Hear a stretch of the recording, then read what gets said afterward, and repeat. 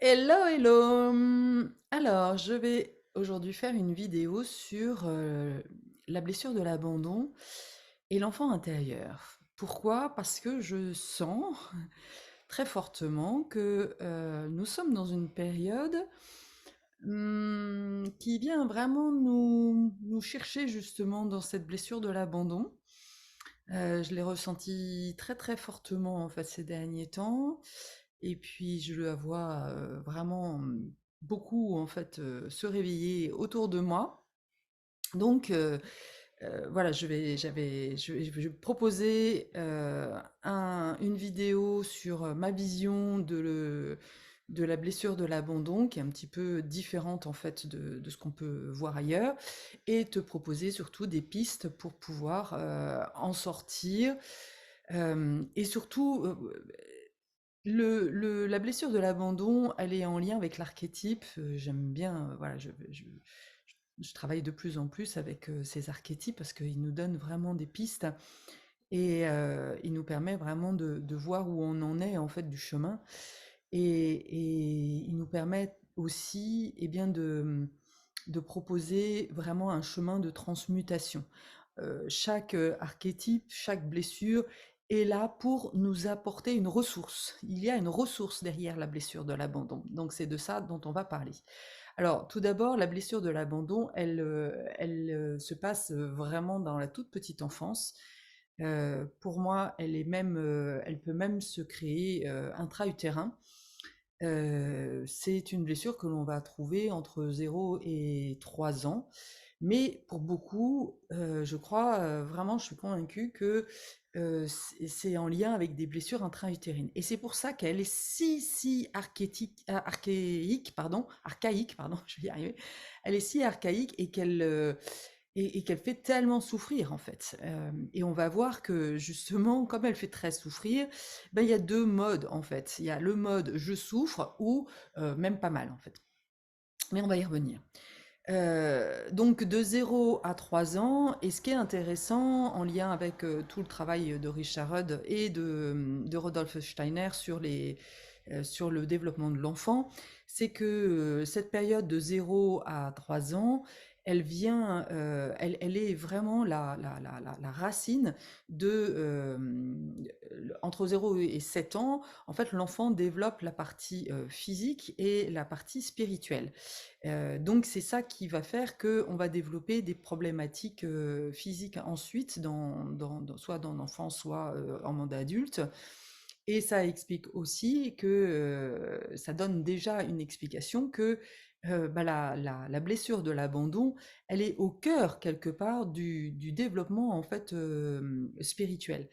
Les personnes qui ont des blessures d'abandon, c'est une blessure de la séparation de la source, déjà à la base, hein, de manière beaucoup plus globale.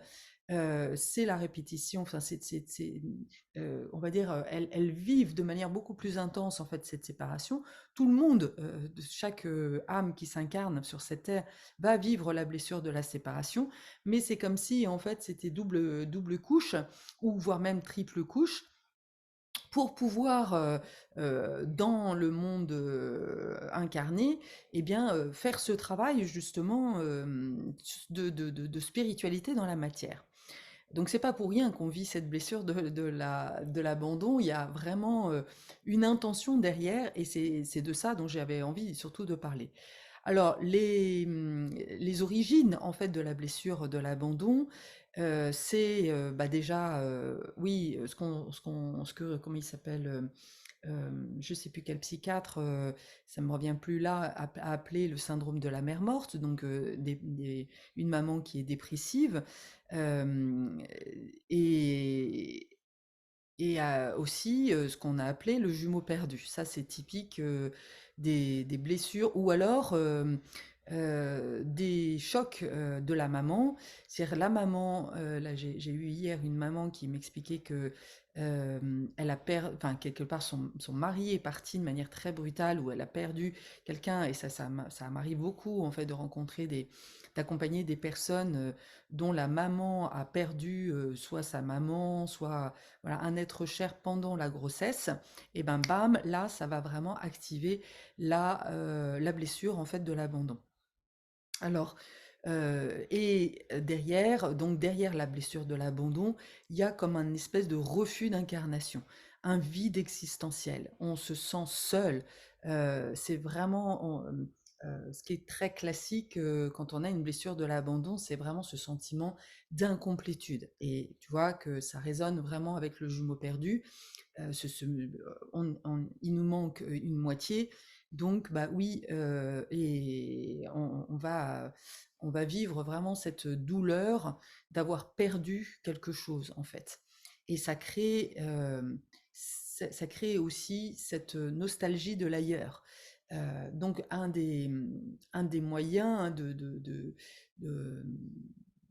de réagir, on va dire, qui est très très inconscient. De toute façon, tout ça, ça se situe au niveau de l'inconscient, tu imagines bien, parce qu'entre 0 et 7 ans, tu te dis pas, ou 0 entre 3 ans, tu te dis pas, tiens, bah, je vais faire une stratégie, etc. Non, non, c'est vraiment, c'est très archaïque, et c'est pour ça que bah, je crois qu'on a enfin, il y a beaucoup de gens, en fait, finalement, qui souffrent de la blessure de l'abandon, parce que bah, dans les générations passées, bah, la mère était très vite absente, elle a dû laisser, c'est ce que me racontait la maman que j'avais eue hier, très vite elle a dû voilà, repartir au travail, continuer ses études, et donc abandonner son bébé en fait. Et le bébé, lui, il a besoin en fait de de ce lien maternel, il a besoin de contact, et d'être confié à la grand-mère ou à je sais pas qui, même si bah, ça part d'une bonne intention et que la grand-mère a fait un super job, était une personne très douce et très aimante,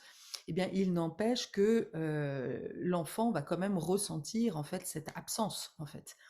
Et voilà, il va y avoir vraiment cette blessure de la séparation. Et l'autre chose aussi que je vois souvent, c'est les bébés qui ont été en couveuse. Donc ça, c'est aussi voilà, un grand choc, hein, surtout qu'à l'époque, les couveuses, on n'avait pas du tout la possibilité d'aller toucher l'enfant. Donc quand il y a eu un manque de maternage, ça c'est vraiment, vraiment quelque chose de très caractéristique dans la blessure de l'abandon. Un abandon, je le précise, n'est pas forcément un abandon physique. C'est-à-dire que la maman n'a pas forcément abandonné vraiment littéralement son enfant. Non, et ça peut être encore une fois parce qu'elle a dû partir, euh, ça peut être et c'est vécu comme tel en fait. C'est ça qui est important, et c'est pour ça que parfois c'est pas toujours évident en fait de reconnaître cette blessure de l'abandon, parce qu'on se dit bah non, mais moi mes parents ne m'ont pas abandonné, ma maman ne m'a pas abandonné. Oui, mais sauf que toi, eh bien, tu as manqué de maternage, tu as manqué de stimuli, tu as manqué d'attention, tu as manqué d'amour, tout simplement. Et bah, du coup, voilà, selon ta sensibilité, c'est comme ça, eh bien, tu vas vraiment ressentir ce vide profond, ce manque profond en toi, en fait. Et surtout, donc, voilà, la couveuse, jumeau perdu, mère dépressive ou dissociée, ça va vraiment avoir ce sentiment-là. Alors, qu'est-ce que ça va produire? Eh bien, comme il faut comprendre, il faut bien savoir que tout au début, en fait, de l'incarnation, l'enfant, il a des guides. Et bah alors, du coup, bah, il va s'orienter vers les guides. Donc ça va faire des enfants souvent très éthérés. Ça va faire, bah, les enfants des étoiles, qui, voilà, ce sont un peu les Peter Pan, qui s'échappent un petit peu de la réalité. C'est pour ça que je parlais de ce refus d'incarnation, en fait. Hem, donc et puis qu'est-ce que ça va faire aussi? Au niveau, du cerveau, eh bien ça va créer, vraiment beaucoup d'anxiété. Parce que, là je peux pas développer plus que ça, mais, j'ai une vidéo, je pense, qui parle de ça, sur le trouble d'attachement anxieux. Une maman qui n'est pas là quand l'enfant en a besoin, eh bien ça va créer beaucoup de stress, en fait, chez l'enfant. Ça va vraiment développer un profond mal-être et beaucoup en fait d'anxiété au niveau du système nerveux, parce que c'est le cerveau de la survie qui est activé. Quand un enfant qui n'a pas de maternage, et puis bah, souvent le père de toute façon il n'était pas là, hein, j'en parle même pas, mais C'est clair que donc il y a les 2 parents qui sont manquants quelque part, qui sont absents. Ils peuvent être présents mais absents quelque part. Ils sont pas vraiment, présents à l'enfant, en fait, tu comprends? Ça je pense que ça doit te parler. Eh bien, toi, tu as ressenti vraiment, ce profond manque, en fait, justement d'amour, et ça va activer ton cerveau de survie parce qu'un enfant, eh bien, qui n'a pas d'amour, eh bien, c'est comme une plante qui n'a pas de soleil ou qui n'a pas d'eau. On est vraiment en manque. C'est ça que, voilà, ça va vraiment faire ça. On est en manque, en fait. Donc, et ça va, et sachant que ce besoin d'amour, eh bien, est la fondation, eh bien, de la sécurité intérieure, bah, c'est ça qui va manquer en fait. On va manquer de sécurité intérieure, tu vas manquer de sécurité intérieure, parce que j'imagine que si tu es devant cette vidéo, c'est que c'est un sujet qui te concerne ou qui te touche de près ou de loin en fait. Euh, c'est ça aussi, ça peut être à l'origine des troubles aussi de l'attention. Parce que quand on n'est pas sécure, bah, on est tout le temps en hyper-vigilance. On est voilà, comme un chien un petit peu hagard à regarder et à attendre en fait qu'il se passe quelque chose en fait. Euh, ouais, on est toujours sur ses gardes en fait. On est vraiment dans ce mode de survie et aussi avec un profond sentiment d'impuissance. Ça, c'est vraiment hyper important de comprendre ça, puisque justement on n'a pas reçu eh bien, ce contact maternel, eh bien, on se sent profondément impuissant. C'est ça que ça va créer plus tard en tant que adulte, eh bien, on a le sentiment qu'on n'est pas capable, eh bien, de faire les choses seul. Ça va vraiment, et donc on va chercher de l'aide à tout prix. Euh, et je trouve ça très intéressant. euh, Quelque part, en effet, le syndrome de l'abandon, il se résume bien, même si on n'a pas cette blessure, même si on n'a pas perdu de jumeaux perdus, souvent on comprend très bien et ça nous parle beaucoup parce qu'on a vraiment l'impression qu'il nous manque une moitié en fait. Et on va chercher cette moitié. Et donc évidemment, dans ce cas-là, eh bien, le couple est un terrain mais fabuleux en fait d'exploration eh bien de cette blessure. Même si on n'en a pas conscience, eh ben, ça va forcément déclencher eh bien, des troubles en fait et des comportements eh bien, abusifs, j'ai envie de dire, toxiques aussi dans la relation, puisque bah, voilà, quand on est en manque, on est assoiffé d'amour, on a faim vraiment d'amour, on est des mendiants d'amour. Je connais bien, j'ai vraiment vécu ça très très fortement. Donc voilà, on est vraiment des mendiants d'amour et des mendiants de sécurité. Donc c'est aussi en lien avec le rapport à l'argent. Ça va, ça vient, on va vraiment retrouver cette sécurité, elle va se manifester aussi bien, dans la matière, dans l'argent en fait. Alors, je le disais, le symptôme, c'est le sentiment de ne pas être aimable, de ne pas être capable. Moi, je trouve que au-delà de le côté aimable, mais évidemment, c'est vraiment ça la source quelque part. Je n'ai pas reçu en fait ce feedback d'amour. Personne, en fait, maman ne m'a pas reconnu.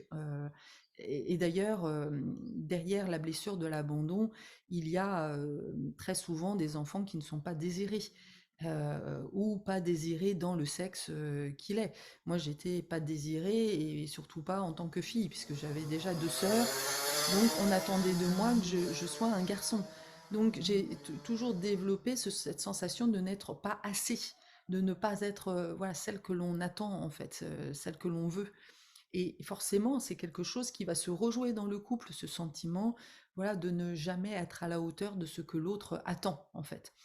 Heu et alors le symptôme, c'est que comme on se sent vide et on se sent impuissant et on se sent, insuffisant quelque part, eh bien eh bien, on va se prétendre génial. Voilà, ça va être, et on va se mettre des objectifs, au top, hein, top niveau, Donc ça va être soit se prétendre génial ou avoir une ambition de vie géniale. Avoir, vraiment, on va se mettre la barre très haute de telle manière qu'on ne va jamais l'atteindre. Ça, c'est le grand principe de l'abandon. On veut quelque chose, mais on ne l'atteint jamais, jamais en fait. C'est toujours quelque chose qui nous échappe en fait. Et puis à l'inverse, ça peut, en fait, il y a toujours un comportement dans la réaction ou intraverti ou extraverti. Donc c'est soit prétendre être génial ou soit avoir ce sentiment, cette crainte d'être envahi en fait. Donc ça va développer dans le couple des couples évitants agrippants. On va y venir, je vais développer ça.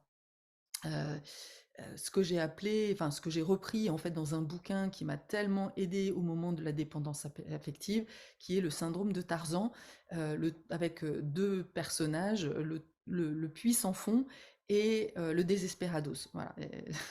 L'évitant, c'est le trou sans fond, et l'agrippant, c'est le puits sans fond. C'est le désesperados. Je vais en parler après. Donc l'agrippant, donc le côté, donc on a ce double schéma.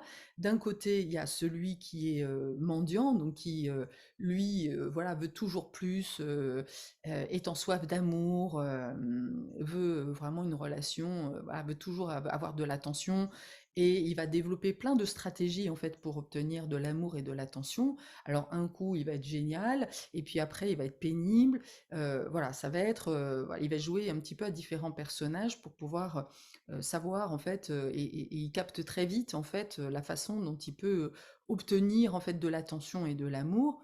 Et puis il va forcément rencontrer eh bien un puits sans fond. Et le puits sans fond, lui, c'est l'inverse en fait. Lui, en fait, il reconnaît pas en fait sa blessure de l'abandon.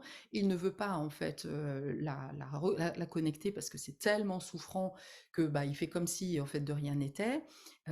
Il a aussi cette blessure abandonnite, mais souvent il a tout fait en fait pour ne pas l'avoir en fait. Et lui, c'est un contrôlant en fait. Donc il va avoir un espèce de double fonctionnement. D'un côté, il va se rendre indispensable, il va vouloir aider, il va vraiment être celui qui est très présent, surtout au début de la relation. Il va vraiment donner le maximum, il va être très généreux, il va être très très présent. Et puis, à un moment donné, évidemment, de l'autre côté, c'est toujours, c'est le principe des couples, hein, ça s'emboîte, les deux névroses s'emboîtent. C'est un jeu, une danse à deux, voilà, qui est pas terrible, hein, mais qui est comme ça. Donc, l'autre activant, voyant, enfin commençant à faire, avoir sa blessure d'abandon se manifester, il essaye, et vraiment, il faut comprendre que à ce moment-là, quand la blessure de l'abandon se réactive dans le couple, ce n'est pas la personne de 20, 30, 40, 50 ans qui se manifeste, mais c'est l'enfant de voilà, qui intra-utérin, enfin, l'embryon ou le bébé qui se manifeste. Donc c'est vraiment très inconscient et très fort au départ. Je peux pas faire autrement, quoi. C'est quelque chose de voilà qui se manifeste en fait. Donc comme l'autre, il s'active et il commence à devenir un peu pénible, et bien l'autre, de celui qui est le puissant fond, va commencer à poser des limites parce que lui, c'est son côté, il a un côté très contrôlant en fait. Il y en a un qui est mendiant et l'autre qui est contrôlant en fait. Donc c'est sa manière justement contrôler l'émotion. C'est sa manière à lui de gérer justement cette blessure de l'abandon pour pas la reconnecter en fait, parce qu'encore une fois, il veut pas rentrer dans l'émotion. En fait, il y en a un qui est débordé par l'émotion et l'autre en fait qui fuit l'émotion. Et on se rencontre comme ça, puisqu'il faut bien comprendre que le couple, euh, enfin, une blessure, elle est là pour être transmutée, pour être modifiée. Et donc, et un archétype se manifeste, encore une fois, voilà, pour développer la ressource, en fait. Et ben, le couple va être justement le terrain pour pouvoir le réactiver afin de pouvoir vraiment s'en occuper, en fait, et le changer. Donc le puits sans fond, lui, Il va donc avoir un espèce de double fonctionnement. Heu, c'est aussi celui qui en général, a de grandes visions du couple. Il te promet monts et merveilles, il te promet, de ne jamais te quitter et d'être toujours là. Et puis, bah, à un moment donné, sans crier gare, bam, il te pose des limites et toi, évidemment, avec ton filtre de l'abandon, tu as l'impression de revivre l'abandon.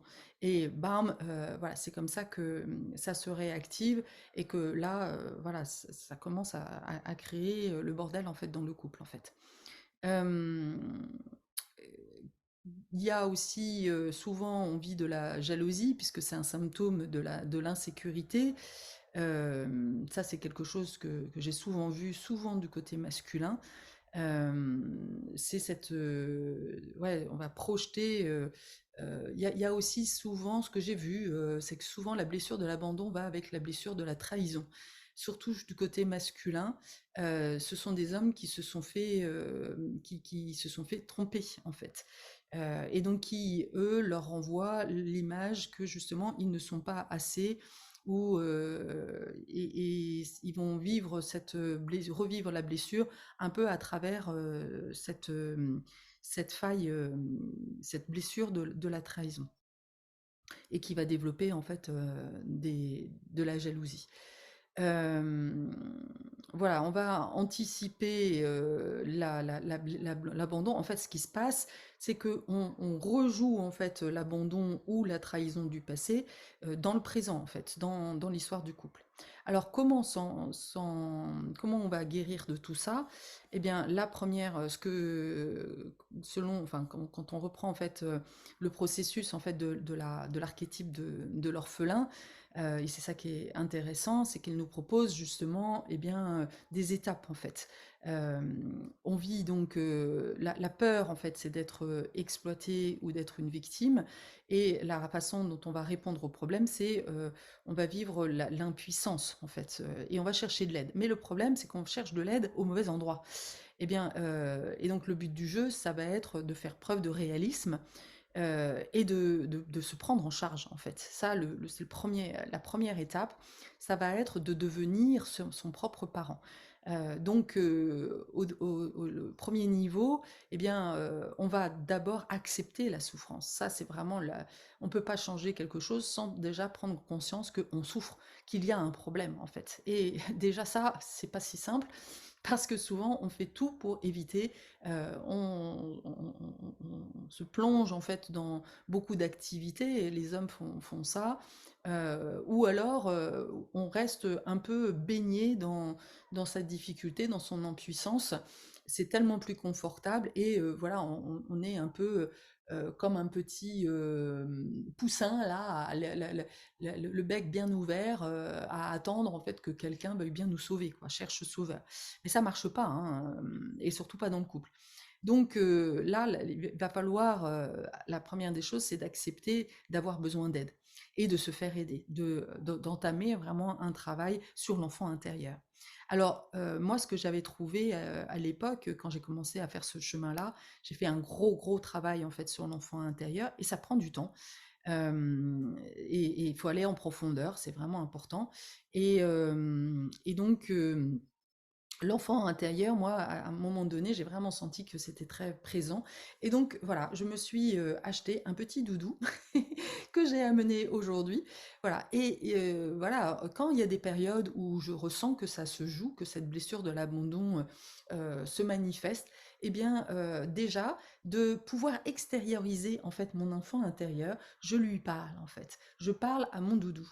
Et comme les enfants, en fait, les enfants ont un doudou, c'est pour justement s'aider à extérioriser un petit peu une part d'eux. Parce qu'à partir du moment où cette part-là, eh bien, elle est à l'extérieur de toi, tu peux lui parler. C'est l'adulte qui parle à l'enfant et qui va lui apporter justement, eh bien, de l'amour, de la reconnaissance, de la sécurité.